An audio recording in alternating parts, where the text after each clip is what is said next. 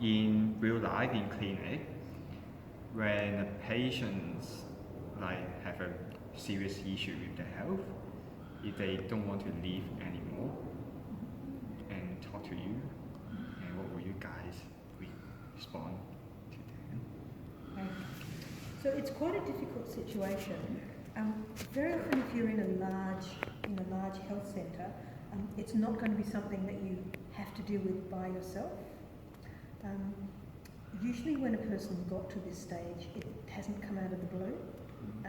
It is something that people often will start to think about and to talk to people about.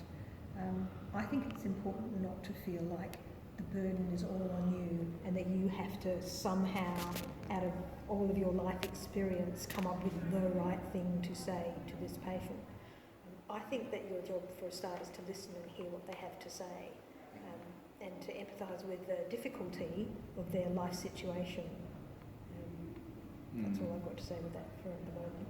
So what if the patient like lost their legs and they don't feel like doing anything without their legs, and they just want to, they're just being pessimistic and just leave me alone, and I don't want your help.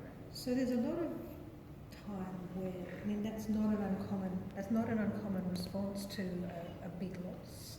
It's very, very common. But one of the great things about having some experience under your belt is that you've seen patients who've had terrible things happen to them, like the Black Hawk disaster in Queensland. People had spinal cord injuries who were from the military, and just looking at where people go from having lost so much and the courage that they often manage to show. It's one of the privileges of being a health professional, is seeing people in their bad spots, but also seeing the courage. I mean, you've seen lots of people, Jackie, who've just been from really bad places to achieve really good things. Yeah, I agree with Stephanie in that this wouldn't have just come all at once. The patient wouldn't have just said to you that particular day, I don't want to do any more.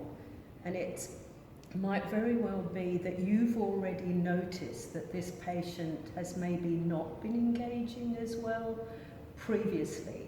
So then you would have to think about, well, what should you do? Is there someone else that might become a bit more involved, that you're not the only person responsible for this, and that yes, depression and anxiety and fear of what's going to happen when they go home.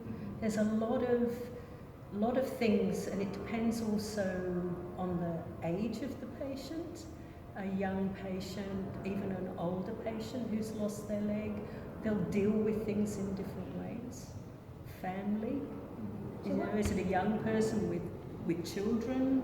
Has he lost his job? Was it a traumatic experience? Or was it the result of some chronic illness which might need addressing? So there are lots of things, and a lot of those issues you will have also, had an idea about what contributed to the problem. So it isn't a question of we have a magic set of words that we can say to the patient that will suddenly make them motivated, but maybe getting them to talk to someone else who has been through the same situation to help them, because what the patient will say to you is, well, you haven't lost your leg, how do you know how I feel?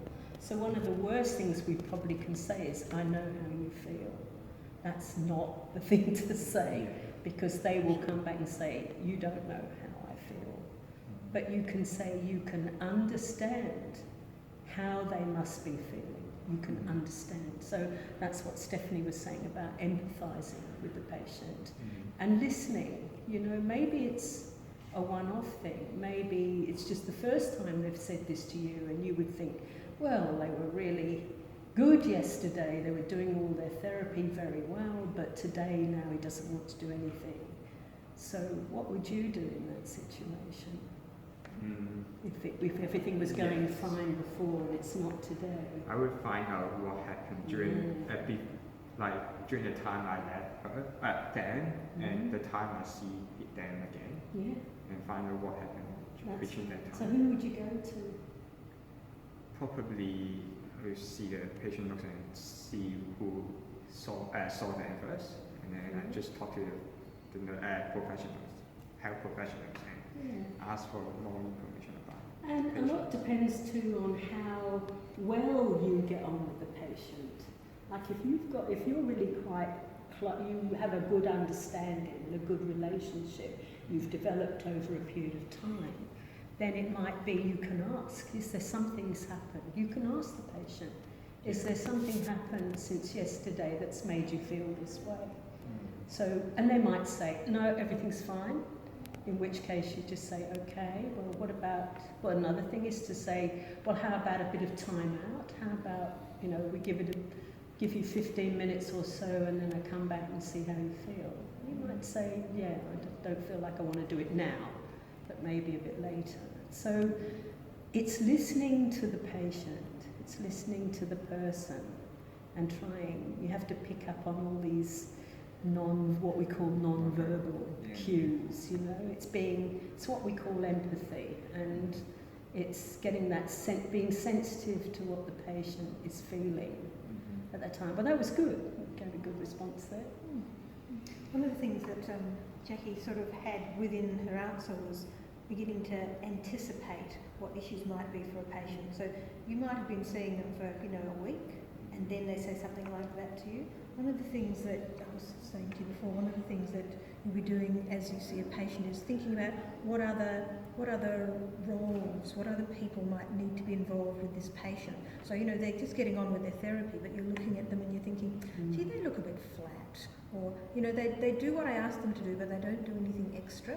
You know, I wonder how they're coping. I wonder if they've had a chance to talk to anyone. I might not be the right person for them to talk to, but, you know, have they been talking to the social worker? Has there been a nurse practitioner, or is there somebody who's the case manager for this person, that this person can have a really good long conversation and maybe do some problem solving with that person? So not just to think I'm the physiotherapist and I do the physical stuff, but to think I'm a human being here with other human beings, and, you know, Jackie doesn't know that this person might need their care.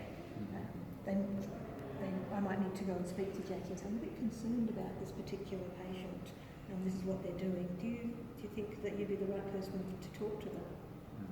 It's anticipating, you know, the whole needs of the patient and other professionals involved. It's not that the speech therapist doesn't already know that they need to see the patient, but I might just go and talk to the speech therapist and say, look, I really feel that the lack of swallowing and the drooling means that this person can't kiss their wife. And I really feel like that's a significant relationship issue for this patient. It's going to make such a difference to their relationship for him to not be drooling. And sure, I can do some stuff in physio. About amputation. No, I'm just coming on to another, because I just think that the difficult patients that I've seen, and where you might get another profession involved, even though, yes, but we're not talking about amputation, we're talking about brainstem stroke here. Yeah, somebody with really significant brainstem stroke, and I'm working on their balance, but they're drooling, they're dribbling the whole way through my treatment session, and the wife comes in to give them a kiss, and I'm thinking, that must be so difficult. Thinking, I want that. I want to know if there's anything else I can be doing.